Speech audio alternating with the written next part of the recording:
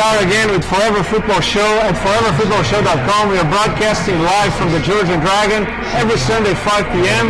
As usual, my good friends Filippo Milano and Aaron Lane. We're going to talk about the Sounders and obviously jump really quickly to talk about the World Cup. We've been here waking up early to watch the games. Today we also have celebrity guests as usual. We have Bruno Aziza and we have Diego Hoppenheimer. They're here to represent the game that we thought was going to be the game of the week, France and Uruguay, and we'll talk about that when we jump talking about the World Cup. But let's just wrap up things with I'm wearing the Sounders jersey today because I'm not going to wear it for a good month.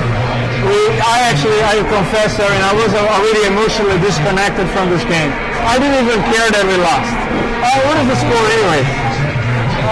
It ended up 3-2, sadly. I think everybody was really looking forward to this break. I think the result's already been forgotten. I know I had to think, what was the score again? I think that even Keller was already thinking the World Cup. Yeah. That's why he missed that defense. That's the only explanation. The only explanation, I think that's the second major blunder players had this season, and I was pretty disappointed with them. But I think it'll give all the players, not just Keller, a chance to come and refocus, get this break, and come back really charged up and ready to get the season going the way it should have started. If I can say something about it, I thought my brother-in-law was visiting from, he was in India for a year, and he came visiting us in Seattle, so I was really looking forward to seeing the game, and I was very disappointed by the game this Sounders, but I think some of the people that left early missed out on most of the game because the Sounders' performance was great in the last 10 minutes, I would say. And they came back, it was...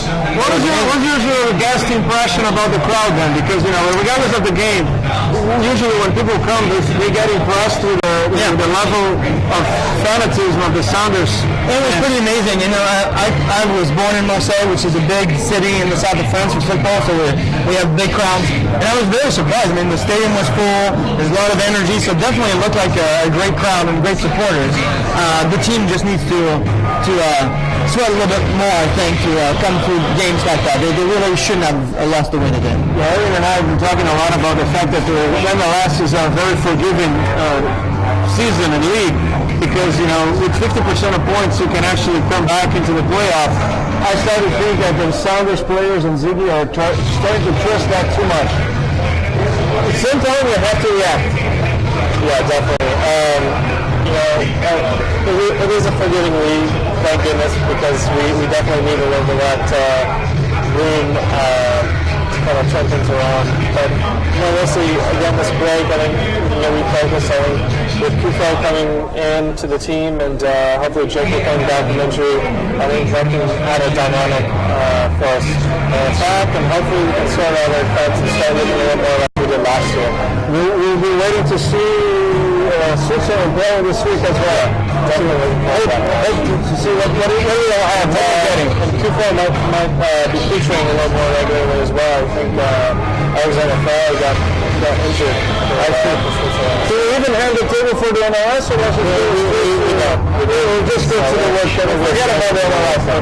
Forgive us, but it's a game to be forgotten. The MLS is a forgiving league as well. Yeah. If I could say one last thing on that game, you guys might know better because I haven't watched a lot of the Sounders games, but I was surprised by the over-reliance on the team on Lundberg.